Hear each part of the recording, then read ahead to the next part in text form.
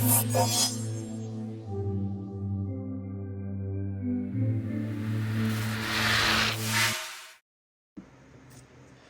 up, guys? This is Legacy with Team Evolution with Rush of Ikorr, and I'm bringing a deck profile for ISIS today to you guys, as this was the requested deck profile that was on from the Discord. Just wanted to introduce myself to the community of the game, and I'm really happy to be kind of getting into videos for the game. It's a really fun game. I've had a lot of fun playing it these last couple weeks since I've discovered it, and I'm really excited to get into some deck profiles and gameplay videos and all sorts of other things that me and my other teammate right now have ready for you guys. Quick little introduction about me, though. I've been playing trading card games for about 20 years now. Started with Yu-Gi-Oh! And Pokemon as a kid. I've played Magic, recently played Lorcana, and I've played a ton of other TCGs over the years. I really like just unique TCGs and things that are different. And I found this game at the CCQ in Denver for Lorcana in September, and they were doing a game demo. And I would keep hovering over there between rounds, checking it out, but I didn't actually end up doing any demos, unfortunately. Otherwise, I would have gotten those really cool promos, which I definitely wish I would have gotten. But yeah, after the tournament, I went and kind of researched the game a little bit, found the starter decks at GameStop, and then it just kind of snowballed from here. So here we are, you know, almost a case worth of boxes in and all sorts of other things. And I've built a bunch of decks. Me and my teammate have been testing quite a bit with the decks that we make, and we're having a lot of fun with it. So that's where I'm at with the game. That's how I found the game. And again, my goal is to just kind of bring some fresh videos for the game right now, mostly deck profiles and gameplay videos, because there's not a lot of that right now. So if you're learning the game, I know that people are interested in seeing different deck lists out there to get different takes and perspectives. But gameplay is important too, so you can see certain interactions and stuff. And that's mostly one of the things that me and my teammate have been doing, is just trying to find all the different unique reactions for this game. I'm not really going to be going over the rules and how to play and things like that. If you want to learn how to play, you can find the rulebook online. You can find the rulebook in a starter deck as well. And one of the most unique things about this game, what drew me into it, was first of all the art style and the lore and the mythology aspect, which was really great because I love mythology. So the fact that this game's derived off that is really cool. But then also the infusion aspect. Deck building is really tricky in this game because it's not just build a deck, it's build a deck and then build another deck with all the infusions. And it's amazing how just trading one infusion out for another on a different card makes the cards and the decks just play so differently. So it's really cool. The deck building experience with this game is pretty difficult, but also really fun at the same time. And I do think that they've done a great job with the 6 different aspects. You know, there are 16 different avatars right now before set 2, which we're going to get some more in set 2, which is great. So it just opens up so many different deck possibilities, which I really enjoy. So after all of that, I'm going to be showing you my ISIS deck. This is right now one of my favorite decks in the game. My partner and I, we have about 8 decks built at this point out of the current avatars that we have in the pool. And each one definitely has its own strengths, its own weaknesses. There is definitely a quote-unquote meta for this game right now, I think. You know, Zeus and Hunhanapu are definitely 2 of the renowned strongest right now, which I wholeheartedly agree. Zeus's ability to have damage within itself, and then Hunhanapu with, of course, the actual Hunhanapu in the deck, but also being able to just get the board wide and get stuff back. You know, those decks are really, really strong right now. So this deck, on the other hand, is a deck that I think is a little bit more in the tier 2 factor, but I've been working really hard on it to try and make it as good as I possibly can. And we did a lot of recent testing, and this deck has had a great win rate so far against a lot of the decks, focusing on the location with the pyramid and how we can abuse the pyramid and win the game that way. So I'm going to be going over the deck, going over my choices. Of course, this deck is all just solely based off my opinion, what I'm seeing with the game, how we've been playing. I would love a subscribe and a like if you want to see more content, which I'm going to do anyways. My next few videos are all going to be deck profiles. I'm going to be going over a yellow-black deck profile. I will be showing my own Hunhanapu, my own Zeus deck. My teammate and I have really been working on a blue-purple deck, Suswano, which has been really powerful in testing. So I'm very excited to show that deck off because that one is extremely spicy. That deck is very good, and we're very happy with the results of that deck that we've been working on. So yeah, with all that being said, appreciate the long intro. I know that was kind of a little bit to go over everything, but it's my first video, so I kind of wanted to go over it. So with that being said, let's get into ISIS. So ISIS in this game is the aspects red and blue, which again, off the top of my head, doing the profile, I can't really remember the names of the aspects in this exact given moment, but this one is very blatantly revolved around locations and the pyramid. So with your avatar, you have your power that allows you to put a location into the champion zone, and then you have your rush ability that allows you to just basically find a location from anywhere and just play it, which is fantastic. So it's a very, very, very good avatar if you want to do something with the locations. I was lucky enough to pull this great Shatterfoil version of it, so good. So let's go ahead and get into the 1-drops of the deck. I'm trying to zoom this in just a little bit. That way you guys can kind of see the infusions here that we have. So the first card is what everyone on the Discord knows as Cow, which I love it. This card is probably one of the best 1-drops in the game. It has 3 health. It raids for 2. Which is super important. There's no other card in the game right now that just kind of has the good turn 1 impact.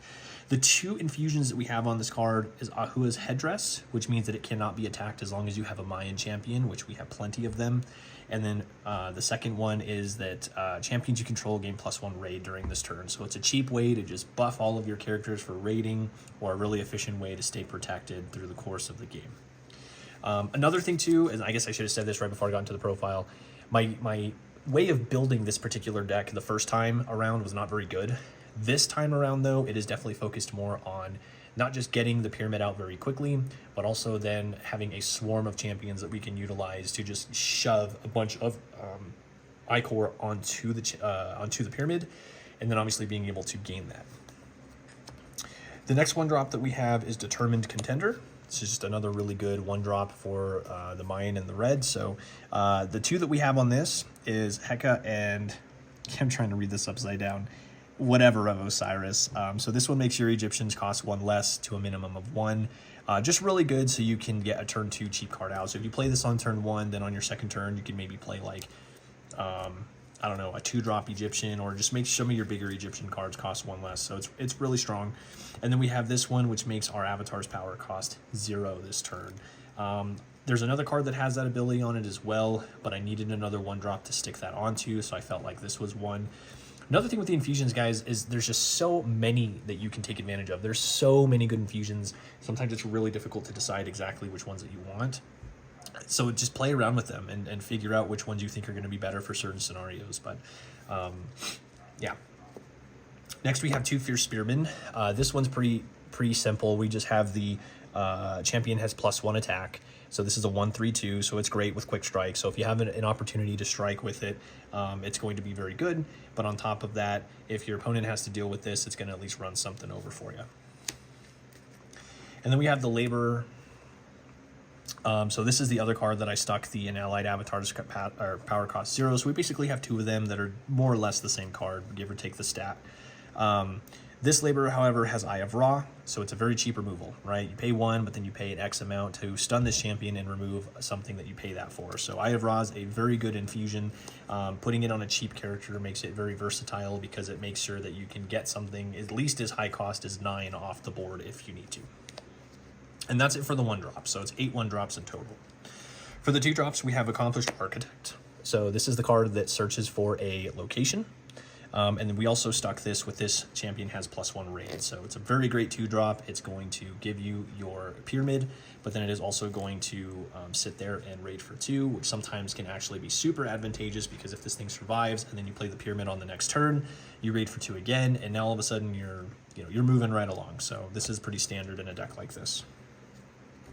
Then we get into more Mayans. So we have the Servant of the Sun with the Sumptuous Cacao, which we all know is a very, very powerful infusion. So what this does is it gives a warrior with an influence cost 3 or less, has +1 attack, +1 health, and +1 raid. So effectively this becomes a 2/3/4 that raids for 2. It's beefy.